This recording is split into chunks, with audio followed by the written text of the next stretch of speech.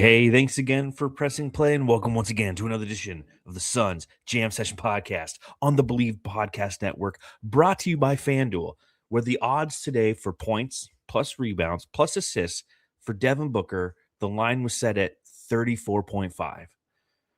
You know what I call that? I call that easy money because he had 38 all by himself, not even including the assists and the rebounds.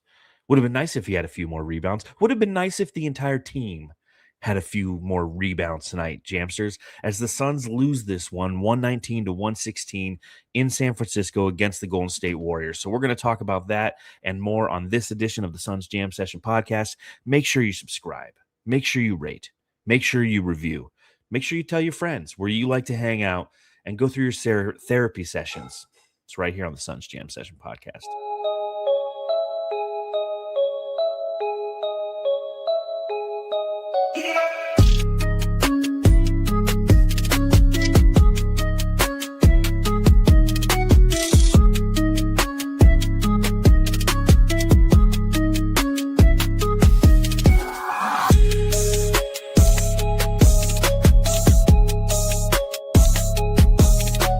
Hey, you're listening to the Suns Jam Session Podcast, shooting the shit about the Suns since 2019. All right, Jamsters, a solo pod tonight. You're getting just me tonight. Just me. Everyone's has Christmas parties tonight, like everybody. I had one. I had a family Christmas party tonight. Time I get to see my mom, my aunt, my brothers, and I had to leave early because I had to run home and see the Suns game. And you know what? In about 20 years, I'll look back when some people are on this planet or no longer on this planet, and I'll be like, you know what? I wish I would have stayed just a little bit longer. But no, I came home to watch the Suns play the Warriors and ultimately lose. Can't get those moments back, can we? It's depressing. Great depressing. Hey, it's the holiday season, man. Have some Jack Daniels and be fucking miserable like the rest of us. A loss here brings my first question.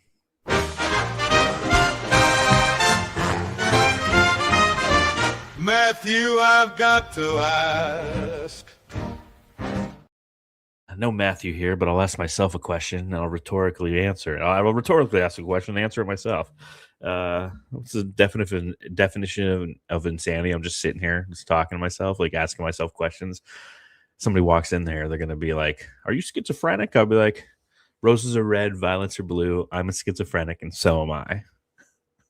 What movie is that from? What about Bob? Why couldn't the Suns grab a fucking rebound? Like, that's my question tonight. This is the second time in the last 3 games where we kind of had this weird combination for the Suns. We're playing against a team that knows how to garner whistles. Because there's a couple, there's a few times in this game where I was not a fan of the whistle. Steph Curry jumping into Jordan Goodwin, getting 3 free throws. I mean, just kind of some garbage stuff.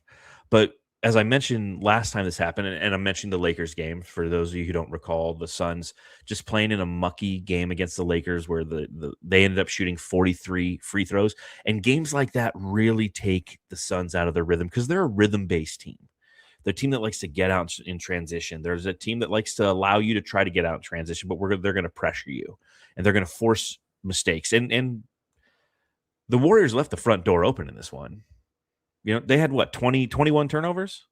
21 turnovers, but the Suns only had 24 points off of those turnovers. So again, that conversion rate is something that I've mentioned multiple times. I've written about multiple times on brightsideofthesun.com. The Suns' ability to convert turnovers is subpar. But tonight, it was their rebounding, man. It was their rebounding that was just atrocious. The Suns Jam Session. Burn book. The Suns Jam Session. Burn book. They were out-rebounded 49-34. They permitted 26 second-chance points. They themselves scored only 9 second-chance points. And what's crazy about this game, my fellow Jamsters, is the fact that Draymond Green was ejected early in this game. 10 minutes left in the second quarter. He denies Colin Gillespie. Absolutely takes his soul on a rejection. And then running down the court, he's talking shit to him. He talked shit to him when he was on the ground after the rejection because he rejected him so bad that Colin Gillespie was on the ground. Okay? That's how bad he rejected him. And he sat there and he talked shit to him. And then he's running down the court and he's talking shit to him. And Villain Jr. talks some shit back. And so he kind of shoves him in the back and pushes him, right? Now, simultaneously, the Suns are being called for some bullshit foul that Steph Curry just drew over on the three-point line. And they're going to go review something on that play. And then he gets teed up for that push, and then he just keeps yapping and yapping and yapping. Because that's what Draymond does, man. A lot of talk. He thinks he's on a live podcast during a game. So he's yapping his ass off, and he got tossed. He got tossed early. And you know what? Cool. Fantastic. Great. I wrote in my article, because I was covering the game tonight for the brightsideofthesun.com, that I'm like, oh, hey, this could be interesting. The Suns now don't have to go against Draymond Green. That could be interesting. Newsflash, it wasn't. The Suns' rebounding was atrocious in this one. Absolutely atrocious. And the guy I'm going to put right at the top of my burn book tonight, you guessed it. Oh. You know what I'm talking about. Oso Ighodaro. If you're somebody who watches the box scores, you're like, hey, Oso. Okay, 10 points. Okay. 7 rebounds, 30 minutes played. Seems good. He had 5 fouls, only 1 turnover. Okay. That looks good. He made that 1 turnover was fucking atrocious. It was atrocious. It was after a rebound, a lackadaisical pass that just got picked off and led to a 3-pointer for the Warriors. Again, the Warriors, they had only 15 points off 14 Suns turnovers. So it's not like the Suns were turning the ball over a ton. But Oso he did not have the ability to box out. He should have had like 15 boards in this one. And he was atrocious on the boards. And I've used that word like 3 times because I can't think of a better word to describe Oso Ighodaro's rebounding tonight. He just his lackadaisical nature tonight. You know, yes, like Locked On Sun says, man, sweet baby Oso. Oh, sweet baby. Oh, no. So, because he was absolutely, dare I say, atrocious. He was atrocious tonight. I did not like what I saw from him. Now, we had this conversation, Holden, Sherman, and I on the last show about why didn't we see more Mark Williams. Mark Williams in this game, 18 minutes, 2 of 3, 4 points, 5 rebounds. Again, I think it's a matchup where he just doesn't thrive. It's a little too transition-y. It's a little too athletic maybe. But I would have tried him because they needed the fact that they were giving up rebounds at will was ridiculous. In the second half, the Suns were out rebounded 24-19, 9 offensive boards, second chance points. They had 8 of them. They were killers. They were killers for this team. And the Suns were up. They scored 44 points in the first quarter. My fellow Jamsters, 44. Hank Gathers. You guys know who he is? Who knows who Hank Gathers is? Tell me in the chat. Who's Hank Gathers? 44. They scored 43 in the second and the third. They went. It's that dangerous cocktail, that dangerous mix of lack of effort, of lackadaisicalness, right? And we know what that looks like. We witnessed it for an entire season last year. A lackadaisical natured game by the Suns, combined with poor shooting, combined with lack of an ability to simply negate the opposition from grabbing a rebound. That's what sunk them. That's what sunk them tonight. Let's see. Steph Curry had 10 boards. Unacceptable. He went for 28 and 10. Off their bench, Gary Payton, 8 boards. Trace Jackson Davis, 7 boards. Jordan Goodwin had 1 rebound. That's big for the Suns because he's a rebounding guard. He was ineffective. But I did not like what I saw from Oso Ighodaro tonight. I did not like what I saw from the Suns' just ability to grab a rebound. Every time they had an opportunity for a rebound, you clinched your asshole. a little bit because you're like, come on, man, just fucking grab it, just grab that motherfucker. And they didn't. You know, that's the way it goes. In war, we're shat upon. Though we die, the resistance lives on. Man, I'm hitting you guys with some good one-liners tonight, man. That's South Park, bigger, longer, and uncut. Ben, can we send him to Alcatraz yet? We're getting there, man.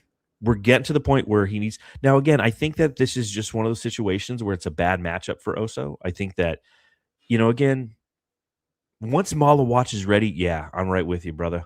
Send his ass to Alcatraz. But we need Malawatch ready. And he's not there yet. And that's okay. That's okay. Fuck, I really wanted to win this game. We got the Lakers on Tuesday. But Johnny passes so well. Yeah. That pass that he had to like Jordan Goodwin that got picked off and turned into a 3. It's unfucking believable. Just lackadaisical. That's the best way to put it. What are good matchups for Oso? That's a great question that John Tran has in the chat. And we've seen some of those. Great matchups for Oso are when he's playing against, in my opinion, a lumbering big. And those certainly exist throughout the NBA. Right? So, I'm trying to think of lumbering bigs. Jonas Valanciunas, although they fucking own us. He has athleticism. The best way to describe Oso is he's Dario Saric without a 3-point shot. He is a connector. He is an energy guy. He is a good finisher. He had a pair of dunks in the first quarter where you're like, okay, I see why he's in there tonight. Once they pulled out Mark Williams, he came in, boom. There was an alley-oop dunk, and then there was a transition dunk. And I was just like, okay, that's where Oso comes in because of his ability to run the floor, to have that athleticism, to set screens while he's moving and get called for him. These are all great things that he has. Johnny Dang, member for 1 month. Hey, thanks for being a member for the show. If you guys want to become a member, go ahead on the YouTube channel. You can click the join button and you get some exclusive content. I release some podcasts before they hit the general public. You'll get them like a week before. It's one of the reasons to join and become a member of the Suns Jam Session community. The Jamsters, become an elite Jamster. He said, we didn't deserve to win this. Too many bad plays. I agree. The fact that the Suns came back after being down 11 in the fourth is another reminder of how tenacious this team can be. The fact that they got it to within 1 point with 10 seconds left in the game, again, is a reminder that this team just doesn't quit and that it makes them fun. And you walk away from this feeling less bad because you know that they don't stop. They're like the Terminator, right? But at the same time, yeah, they made too many bad plays. This team was unbelievably inept for the shoulder period. The shoulder quarters, they did great. But the middle of the game, they just kind of mucked it up and did not play good at all. Los Suns. Oso needs to develop a jumper. At this point, it would be a miracle. 100%. Nick Richards has an okay jumper, but he can't stretch the floor. He's just the difference between Oso and Nick Richards is the fact that Oso does have a basketball IQ. Nick Richards just doesn't have one, unfortunately, because he's got the body that you wish. Like if you could take Oso's brain and put it in Nick Richards' body, like that guy becomes all NBA third team or something. Because he's got a really, like Oso has that basketball IQ. He understands. He sees ahead in a play, especially on the offensive end. Defensively, you can definitely take advantage of him, and that's what the Warriors did in this game. They consistently utilized switches to get Steph being guarded by Oso, and then just kind of took advantage of him. So give Oso a Sean Livingston film, Clockwork Orange style. I own that movie, and I've never watched Clockwork Orange. Just don't want to go down that weird rapey path that I'm sure that is. Nick Richards sets a hell of a moving screen, though. Yes, he does. No one sets a better moving screen than Nick Richards. And then he does like the hand grab. He's like, what did I do? Gosh darn it. He's frustrated at himself because of it. But unfortunately, it's one of those situations where, he can't help himself, man. He just can't help himself. All right, what else should I have in my burn book tonight? Also really irked me in this game. I'm looking at the box score. Officials, I feel like we're starting to beat this drum probably a little too much here in Phoenix. but there was some bad officiating as per usual. Like when you play the Lakers, when you play the Warriors, you're generally not going to get a ton of calls. Let's take a look at some of the final statistics there. 24-24 relative to free throw attempts overall, so it evened itself out. Personal fouls, 24 for Phoenix, 22 for the Golden State Warriors. There was an instance, I think it was the second quarter, where it was like 9-5 or something. Yeah, it was nine personal fouls on the Suns in the second, 4 for the Warriors. The Suns only scored 23 points in that, and you're like, damn, dude. But then they came out and they scored 20 points in the third quarter. I'll put that in my burn book. The Suns' third quarter, man, they shot 5 of 21 from the field, 23.8%, and 2 of 10 from beyond the arc. That's the game right there. They were up 14 in the first half. They lost this one in the third quarter. They were outscored 29-20. But this is very similar to that game against the Lakers, right? Some fouls. They start to get out of sync. Next thing you know, they give up a run, and the third quarter sinks them, and then they claw themselves almost all the way back out of it, but just not enough. So another thing I'll put in burn books is all Warriors fans. You guys are annoying. I try to avoid social media when you're playing the Warriors, man, because it's funny watching them lose their minds this year. And it happened a few years back. That was it, 2021, I think, was the year where like they were really bad. They ended up with the pick that they ultimately took Kuminga with, what's the kid who they traded to the Pistons? James Wiseman. They took Wiseman. They really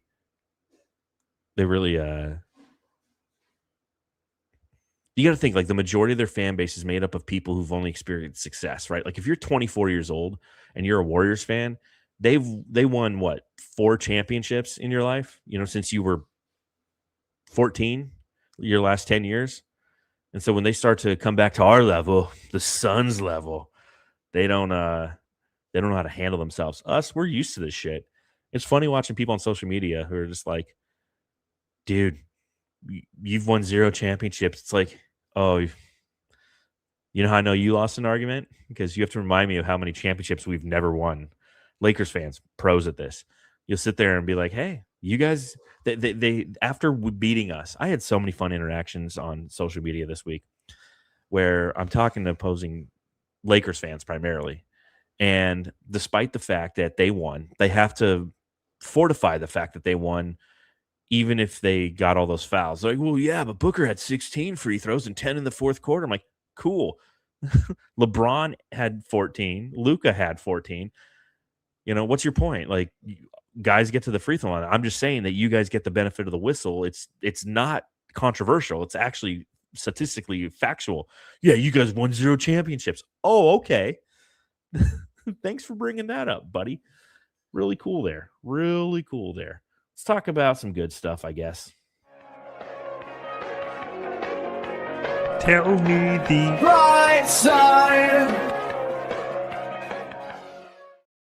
So the first thing I want to mention on bright side, the best thing that's happened in the past couple of days, Matthew Lissy is now a father. Sir Matthew, him and his lady had a healthy baby boy yesterday. Miles Lissy is now the newest member of Jamsterdam. So congratulations to Matthew. I don't know when we'll see him back on the pod. He's got a newborn. I doubt he wants to spend the few hours that he has trying to get some rest, sit here talking Suns with us. But congratulations to Matthew. I'm excited. On Monday, I'm going to go see my newest nephew.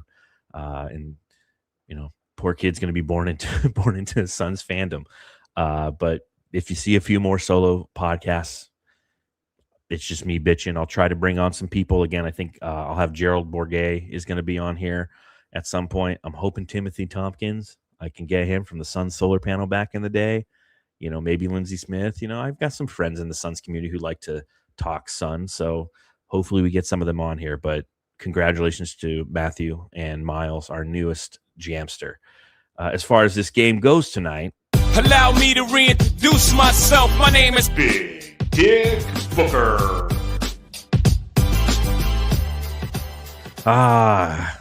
a good game from Devin Booker. 38 total points, had 5 assists, had 1 total rebound, 13 of 27 from the field, and 2 of 7 from beyond the arc. So again, not super efficient, right? 48% from the field, 29% from beyond the arc. Kind of aligns with his averages this year, but looked really good in the first. Looked really good in the fourth. He had 12 points in the fourth, I believe. Is that what he ended with in the fourth quarter there?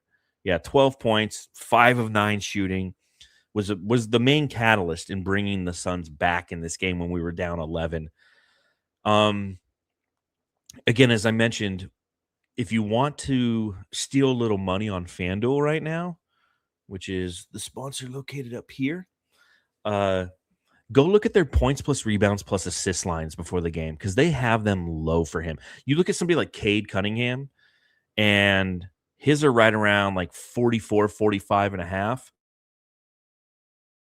Booker was at 34 and a half today. I was like, dude, I had that attached to every parlay I had going today. I had a fun little college football playoff and NBA parlay. Of course, I picked Texas A&M to beat Miami. Miami beats Texas A&M. So the first leg blows up.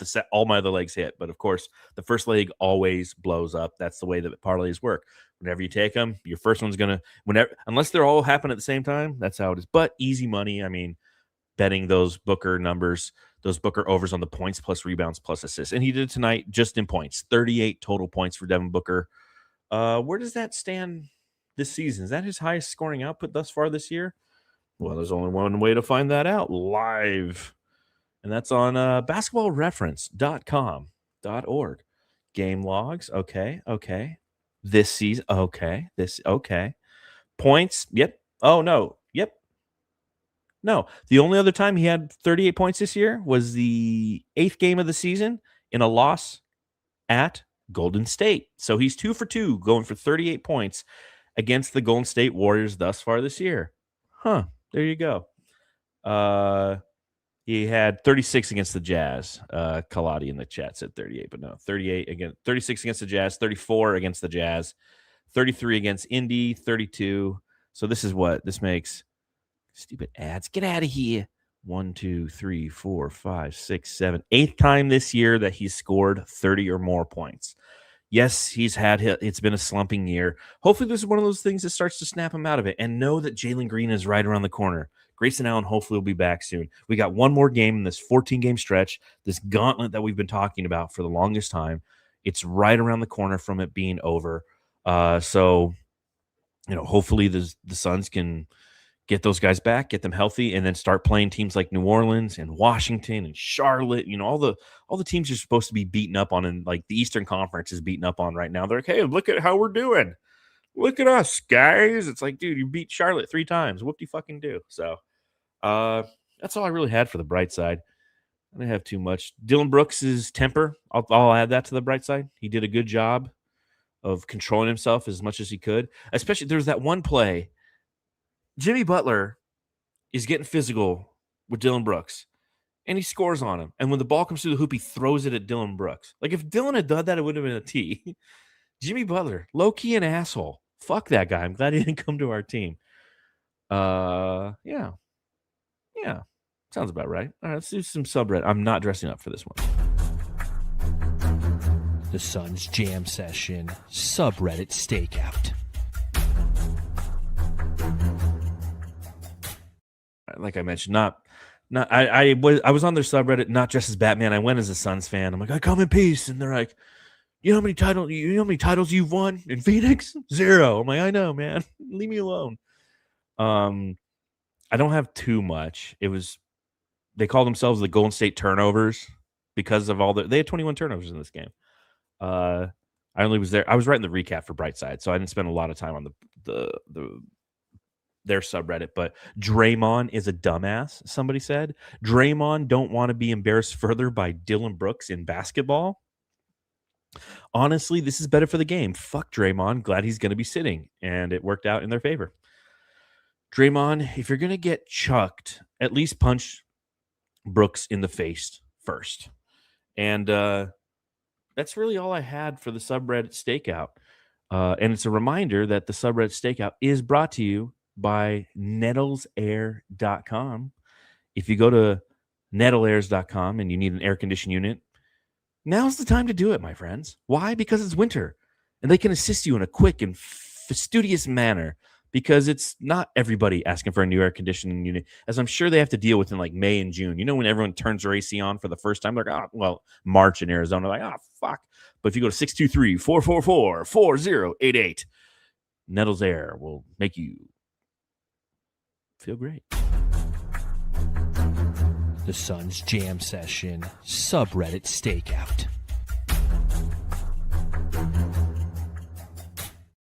All right, let's see what else. What's going on over there in the chat? I'll read some chat before we get to Jamstar.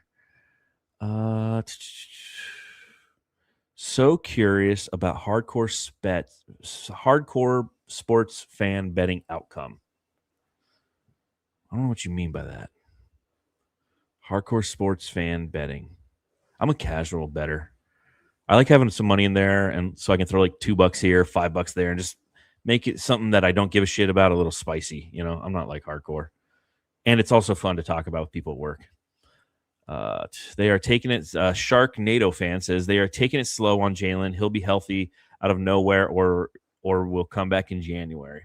Yeah, my guess is probably after the New Year's is when we'll probably see him. There you go. Nettles in the chat. $2,000 federal credit is ending on the 31st. Better go to nettleairs.com. Get your unit. Seth, what was the Draymond integration? Really just chirping after blocking Colin? Yeah, I talked about it a little earlier. You might have came in a little bit late, but yeah, he took Colin's soul on a block, and he was talking shit to him, and then Colin talked a little shit back, and he probably said something, you know, like "shut the fuck up," and he just pushed him. He's just, you know, this is a great point. Armando Marin Jr. 8242. So we are basically 500 in this brutal stretch. If so, not bad.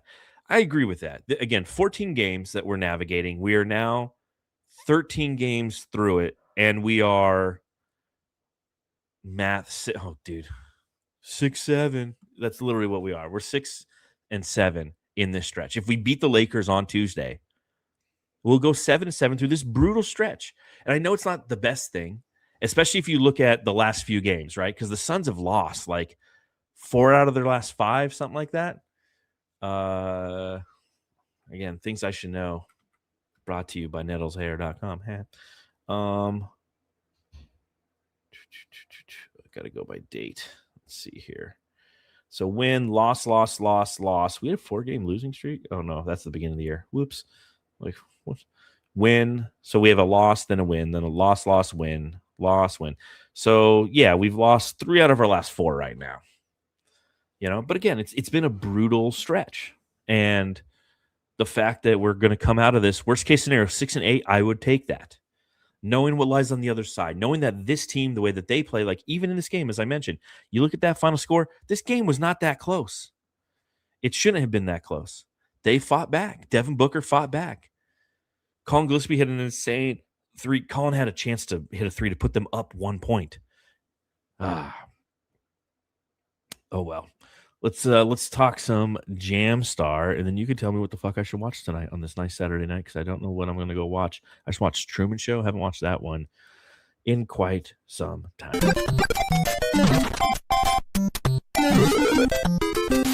Jamstar of the game. All right, Jamstars. I think this one's pretty self-explanatory. 38 points for Devin Booker. I don't think anybody comes close to even being a Jamstar. You can maybe say Colin, but Colin, he's starting to really feel the weight of opposing teams understanding that, like Anthony Edwards said, 12 is good at basketball. So he's starting to feel a lot of that pressure, and that's the next step in his development, right? A player, it's like a hitter in baseball.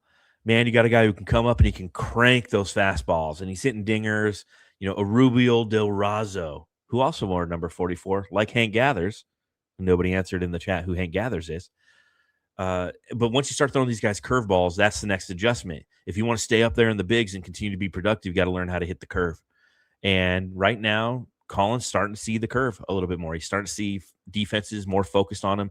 Teams that have already played against him and understand who he is and what he's about, they're going to put more pressure on him. And now if he wants to continue to make the impact that he did at the front end of the season, part of it is him being effective based on the adjustments that need to be made. So I think it comes down to it's Devin Booker in this one. Yeah, everyone's kind of saying it. Ooh, what's this one? EMAC and AZ. I'm not a fan of Mark Williams. Why? I love Mark Williams. Why are you not a fan of Mark Williams? What did he do to you? Like, he cut me off in traffic the other day. And he flipped me off. Son of a bitch. Yeah, he says 5-5. He also only played 18 minutes. This is the second consecutive game against the Warriors where Jordan Ott opted to give more minutes to Oso Ighodaro based on matchups and how they wanted to attack both on offense and defense. Didn't necessarily work out, but it wasn't because Mark Williams was playing bad that he was pulled. It's because Jordan Ott pulled him because he had different strategies in mind. That's the way I look at it. That's me watching the games and not watching the box score because, yeah, you look at the box score and you're like, what happened to Mark Williams the last 2 games? It's like, I think that, again, they wanted to be a little bit more athletic. They wanted to try something different. I don't know what it was. I have no idea what it was, but yeah, I like him. I like him a lot. I'm a Sharknado fan. He's our best center. I'm all for trading anybody to get better, but we need chemistry. I like Mark Williams, especially for price for value paid. I want them to extend him as soon as possible because he's playing himself into a contract that we might not be able to afford. Now, that being said, and I got to look it up just real quick to let you know whether or not we have his bird rights or not, because that's going to be very important when it comes to Mark Williams next year. Mark Williams, yes, he's a restricted free agent next year, and we have his bird rights, which means we can offer more than the market, and I would do it. I say he's worth like $16 million. Think about Nurkic. Okay, Nurkic was like a $16 million a year center, and my argument that I've made on this podcast a lot in his first year with the Suns was price for value paid. He's right where I want him to be. Last season, as his production faltered, I'm like the price for value paid is not there. I could see Mark Williams be like a 16 to 18, maybe even $20 million a year center. That puts him right in the middle of the overall centers average annual value contracts, right in the middle of the league. Because that's who he is. He's a middle of the league guy. He's not a top tier guy. He's not an all NBA guy. He's not, all NBA. There's only 3 all NBA centers, right? So only 3 guys. That's 10% of the league is all NBA. Is Richards getting traded? I think that the way that you have to look at it with Richards is next year he's going to be an unrestricted free agent. So you either try to trade for him or you let him walk. And so I think the Suns are going to try to get something for him.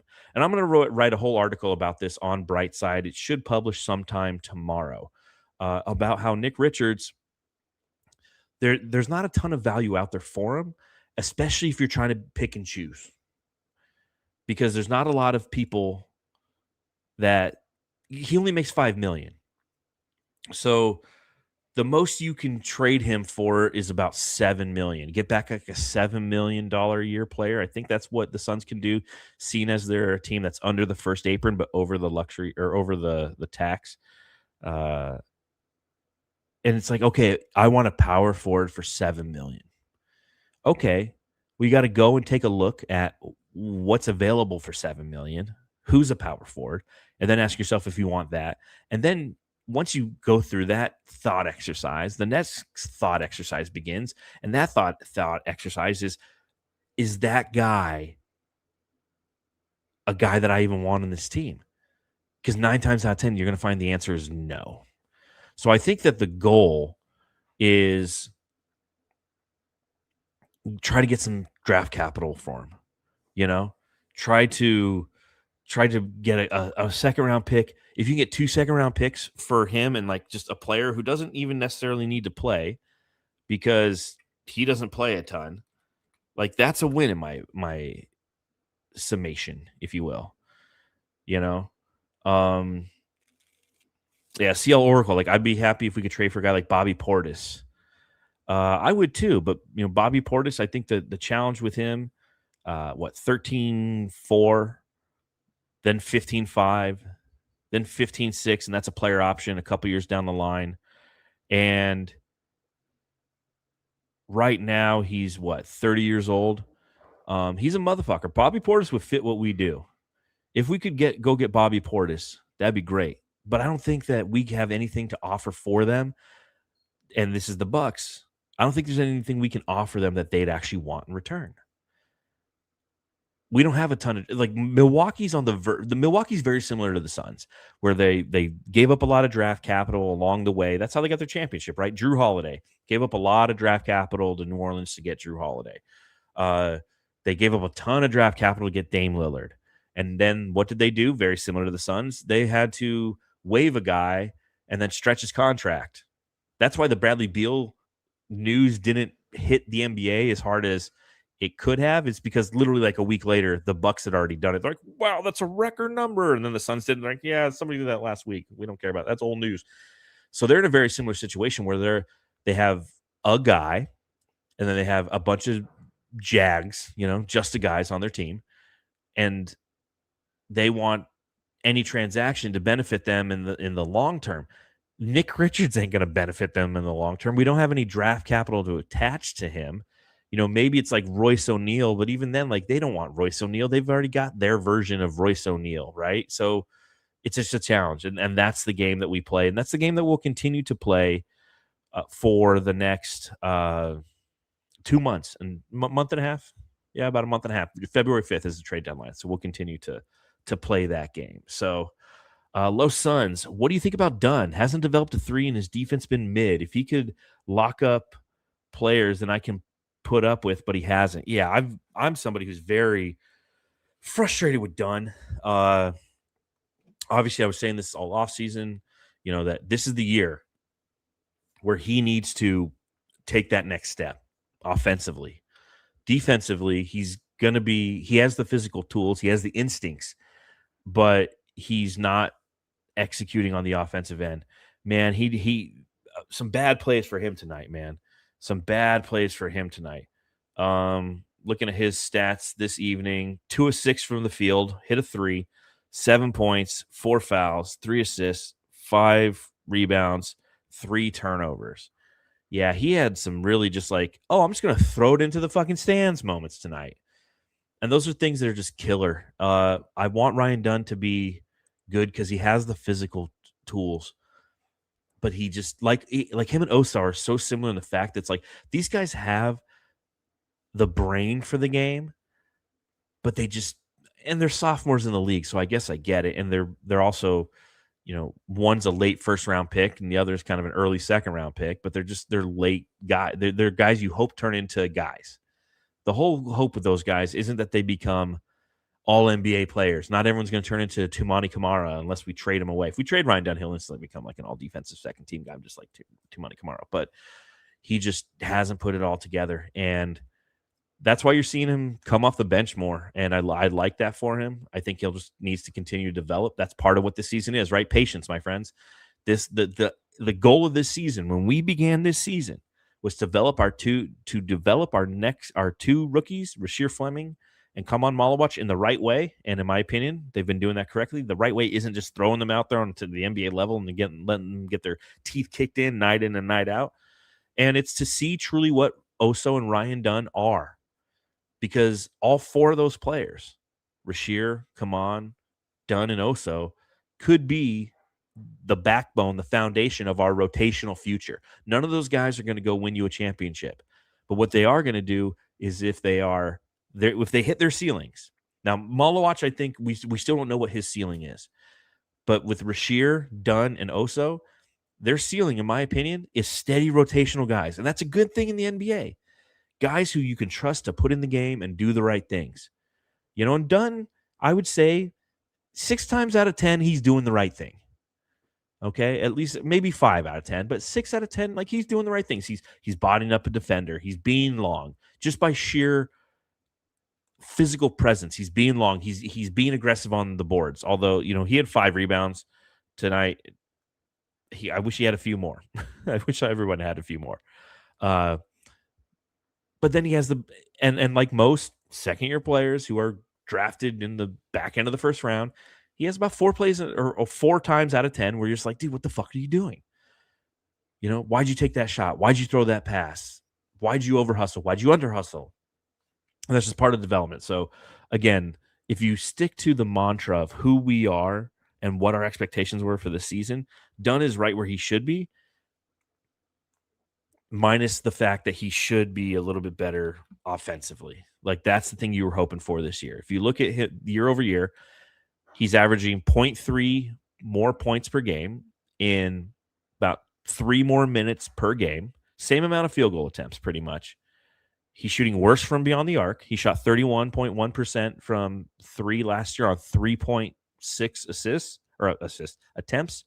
He's shooting 29.3% this year, but he's doing it on 2.6 attempts. So he's not shooting nearly as many threes as he did last year, and that's a good thing. But he's regressed in his just overall field goal percentage from 2 as well. Well, no, overall field goal percentage, it's gone up from 43 to 46. He's increased there. Rebounds are up 1.2. Assists are up 1.1. Steals are up 0.7. Blocks are up 0.1. Turnovers are up 0.5. Personal fouls are up 0.3. So there is progression. It's just not happening, I think, as fast as we would really like it for on the offensive end relative to just efficiency from beyond the arc. Become a true 3-and-D guy. There you go. They should have given Livers some more minutes tonight. We could have used his length out there for defense in the boards. I think that, it's the first game he's been available to come back. I don't know if you want to throw him into that. I think that you have enough guys out there. I like that Nigel Hayes-Davis isn't playing. We could have used him out there. We should have literally just tried to run a big lineup out there, in my opinion. Be like, yo, we're getting pwned on the boards. Let's go put some guys out there to pwn the boards. But again, you have to think about, and this is the main reason why we didn't see a lot of Mark Williams. Oso Ighodaro, because of his athleticism, his lateral quickness, can guard the perimeter to a certain extent. Williams can't. When you're playing against Steph Curry, I mean, you're fucked because they're going to switch just like they did to get Oso. If they do that to Mark Williams, he's just chucking threes all day. At least Oso was forcing Curry to try to attempt some 2-pointers, and he hit them. Sharknado fan. Goodwin on paper is a random NBA player, but he can shoot, defend, and has a slight inside game, gets rebounds.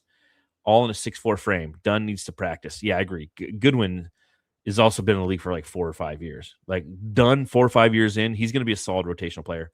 I hope. All right, Jamsters. Up next for the Suns, Tuesday night, they're playing the Lakers. 3rd time this month. I'm tired of bitching about the NBA schedule, which is weird. But 3rd time this month, we're playing the Lakers. Obviously, if you're on social media, man, watch out for the fucking grenades. Because these fan bases are kind of going at each other right now, especially after the way that they won last time. The Lakers fans, very insecure of that victory. It's one of the funniest things I've ever seen. They are very insecure with their victory last time after, Devin Booker fouled LeBron James on a 3-point attempt and how Dylan Brooks didn't get called or LeBron didn't get called for a foul when he ran into Dylan Brooks and Brooks got ejected and, all that stuff. For some reason, it's one of those games where it's like, had we won that, we'd been like, sweet, and carried the fuck on with our lives. But Lakers fans, they're seeking you out on social media and telling you like, yeah, but we won. Yeah, okay, bud, yeah. And then they're, and you have 0 championships. Like, oh man, we do. Oh, well, then what the fuck do I watch for every year? I don't have a championship. I'm not even. Why do we talk? I'm not even worthy to have a conversation with you. So we play them on Tuesday, 7 p.m. downtown Phoenix.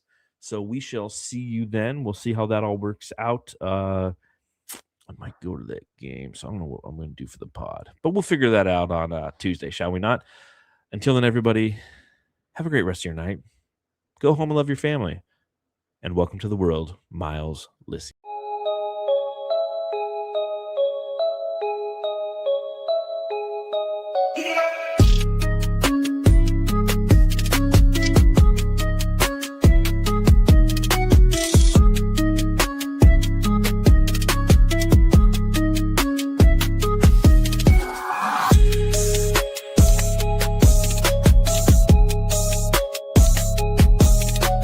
Hey, you're listening to the Suns Jam Session Podcast, shooting the shit about the Suns since 2019.